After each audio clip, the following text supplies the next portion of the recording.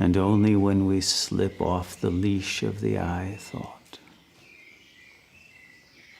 can we again recover our wildness.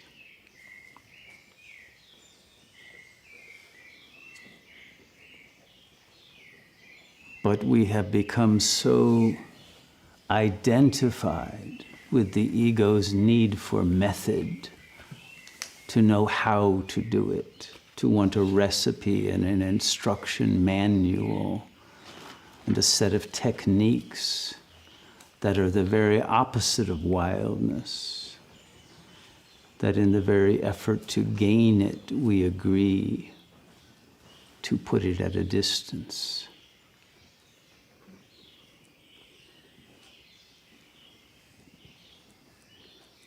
To need some other to teach us how to be wild.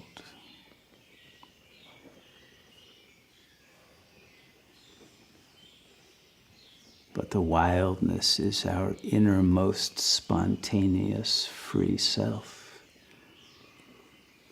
that no one can teach you how to be.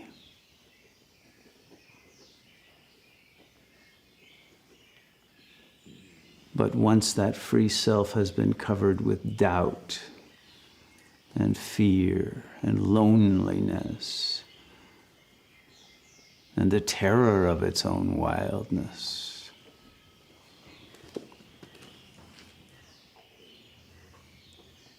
then it seeks ways of creating pseudo-power, pseudo-spiritual freedom, or ways of breaking its own disciplines in order to prove its freedom from itself.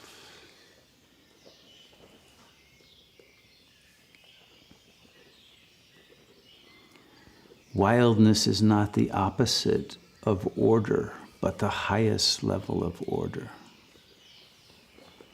The ants and the bees are wild, but they have an incredibly intricate order.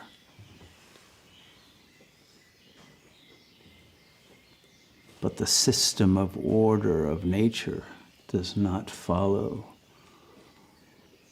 the bureaucratic rules of a human system that wants to destroy the wildness of its members. But to return to our wildness, we must know who we are. We must reach that level of truth that is not identified with an I thought, with a body form, with a limited mortal lifespan, because our wildness is eternal and has nothing to do with the domesticated life of the ego, has no interest in such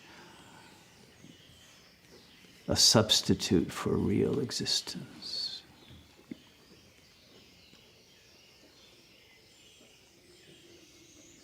Our wildness is beyond any identification. And the desire for an identity is already the submission of our wildness, to be tamed because we can't handle it. We can't cope with our freedom. And so we need to know who we are, and what is our function, and our role, and our talent, and our purpose, and our meaning. All of those terms destroy our wildness. Life is too wild to have a meaning, to settle for some meaning. It breaks free of all frames of reference and paradigms and limited perspectives.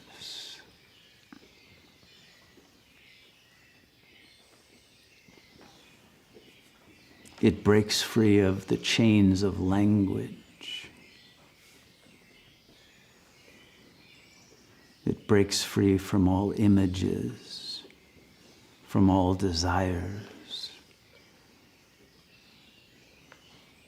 and certainly from all fears.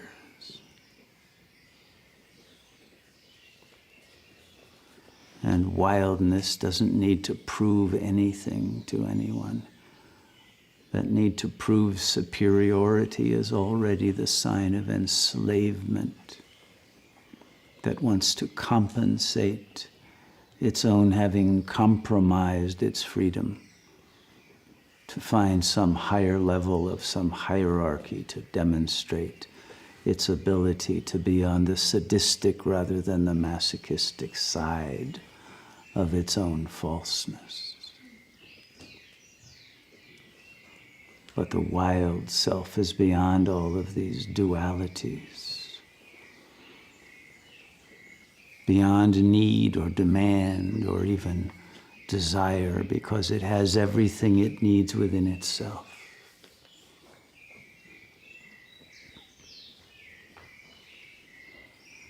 It finds all of its creative resources within its own silence, its own depths, its own infinite reach that transcends its own knowledge. And so it is always in a state of being surprised and astonished by its own miraculous power of creativity. But it knows it can trust that. And so there is never a lack of confidence,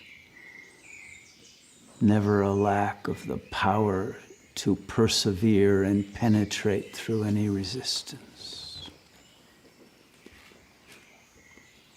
Never a rigidity that keeps it from flowing around all obstacles.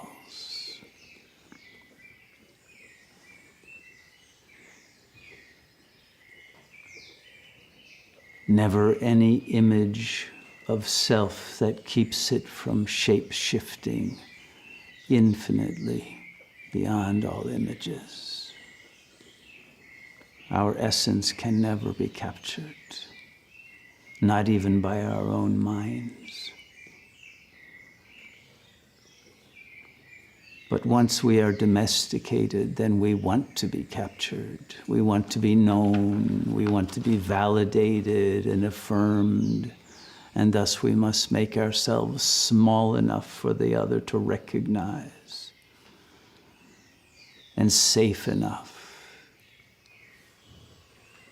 And we must clip our wings and our claws and our teeth and our muscles and our powers of invisibility and multi-location and non-localization, our power of miraculous transcendence,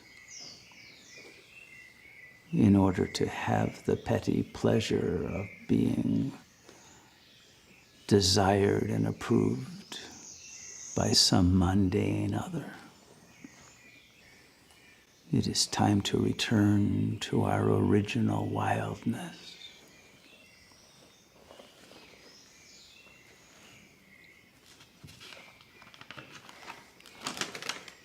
And to know that essence of wildness that is beyond any individual level, but is the superorganism of the planetary and cosmic wildness itself. We are manifestations of a wildness that transcends any individual or any definable level or unit of consciousness.